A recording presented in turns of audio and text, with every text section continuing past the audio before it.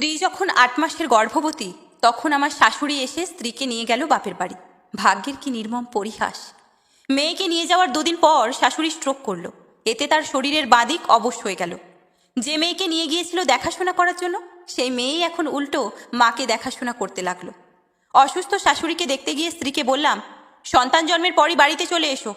স্ত্রী বলল, বাবা সারাদিন চাকরিতে ব্যস্ত থাকেন, ছোট ভাইও ভার্সিটি টিউশনি নিয়ে দিনভর বাইরে থাকে, গোটা দিন মাকে দেখার কেউ নেই। এই অবস্থায় অসুস্থ মাকে রেখে কি করে যায়? কি বলতে চাও তুমি? মা নিজে নিজে উঠতে বসতে পারলে এবং কিছুটা হাঁটতে পারলে আমি চলে যাব, সেই পর্যন্ত আমাকে থাকতে দাও। বিরক্ত হয়ে বললাম, তোমার মায়ের ওই অবস্থায় আসতে ৬ মাস লাগবে, ততদিন থাকবে এখানে? ৬ মাস লাগবে না, ডাক্তার বলেছেন ২ মাসের মধ্যে হয়ে যাবে। অসন্তুষ্ট হয়ে শ্বশুরবাড়ি থেকে চলে এলাম। যথাসময়ে আমার একটা ছেলে সন্তান হলো। স্ত্রী ওই সদ্যজাত ছেলেকে নিয়ে মায়ের সেবা করে যেতে লাগলো। এই সময় আমার মা অসুস্থ হয়ে পড়ল। এবার তো স্ত্রীকে আনতেই হবে।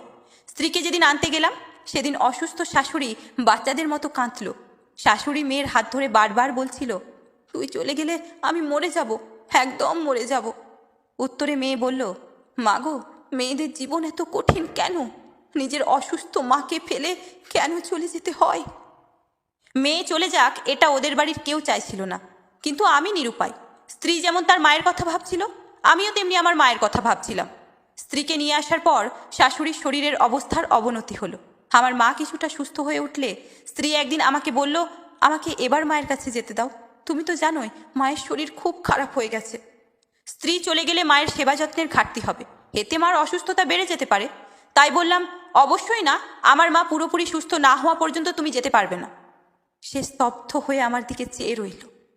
এর কিছুদিন পর আমার শাশুড়ি মারা গেল। সেদিন স্ত্রী আমার দিকে এমনভাবে তাকালো যার অর্থ হলো, তোমার জন্য আমার মা মারা গেল। জানি মায়ের মৃত্যুর জন্য সে আজীবন আমাকে দায়ী করবে, কিন্তু সে কখনোই আমার অবস্থার কথা ভাববে না।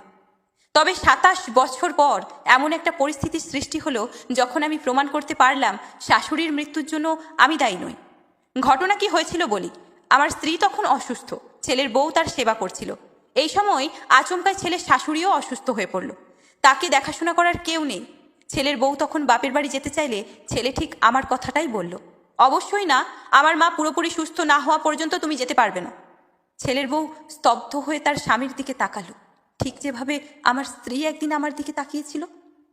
আমি সেদিন আমার স্ত্রীকে বললাম, তোমার মায়ের মৃত্যুর জন্য তুমি আমাকে দায়ী ভাবো, কিন্তু এখন নিজের ছেলেকে দেখে বুঝলে তো আমি পরিস্থিতির শিকার ছিলাম।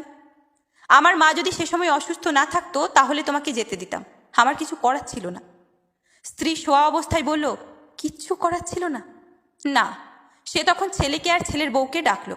ওরা এলে প্রথমে ছেলেকে বলল, তুই নিজের মায়ের কথা ভাবছিস, এটা মা হিসাবে আমার জন্য আনন্দের, কিন্তু এটা ভুলে গেলে চলবে না, তোর শাশুড়ি হলো তোর স্ত্রীর মা।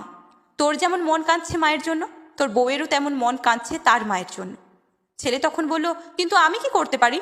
তোমাকে এই অবস্থায় রেখে বউকে তো আর বাপের বাড়িতে পাঠাতে পারি না। আমার স্ত্রী তখন যে কথা বলল তার জন্য আমরা কেউ প্রস্তুত ছিলাম না। সে বলল, তোর শাশুড়িকে আমাদের বাড়িতে নিয়ে আয়, নতুবা আমাকে নিয়ে চল শ্বশুর বাড়িতে।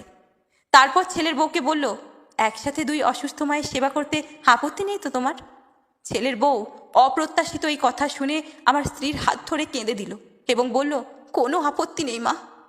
ছেলে কিছুক্ষণ চুপ থেকে বলল, শাশুড়িকে এখানে নিয়ে আসার ব্যবস্থা করছি। খরচ নিয়ে ভাবতে হয়নি, ছেলে শ্বশুরবাড়ি থেকে সব খরচ বহন করা হয়েছিল।